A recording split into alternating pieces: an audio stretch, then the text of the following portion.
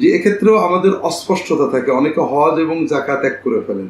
জি, হজ এবং যাকাত এক নয়। হজ যে ব্যক্তি, যেটা আল্লাহ তাআলা বলেছেন ওয়ালিল্লাহি আলান নাসি হিজ্জুল বাইতি মান ইসতাতা ইলাইহি সাবিলা, আল্লাহ তাআলার জন্য মানুষের উপরে দায়িত্ব হলো হজ আদায় করা, যে আল্লাহর বাইত পর্যন্ত যাওয়ার ক্ষমতা রাখে।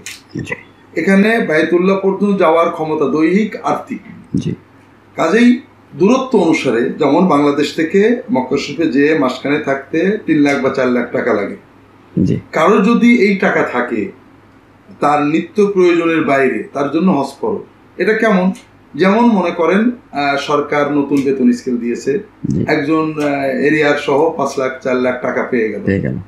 এই টাকাটা তার জীবনযাত্রার সাথে দরকার নেই, সে একটা জমি কিনে ফেললো অথবা ফ্ল্যাট কিনে ফেললো, তার কিন্তু হজ ফরজ হয়ে গেছে। টাকার মালিকানার সঙ্গে সঙ্গে তার হজ ফরজ হয়ে গেছে। জমি কেনার কারণে হজের ফরজিয়ত কেটে যায়নি, হজ ফরজই রয়ে গেছে, কারণ সে মক্কা শরীফে যাওয়ার ক্ষমতা তার এসে গেছে। আসার পরে সে সেটা নষ্ট করে ফেলেছে, এজন্য ফরজ চলে যায়নি না। এরকম আমরা হঠাৎ করে ব্যবসায় লাভ করেছি, অথবা আমার ব্যাংকে 3 লাখ 5 লাখ টাকা আছে, যেটা আমার জীবনযাত্রায় লাগছে না, আমার হজ ফরজ হয়ে গেছে। অনেকে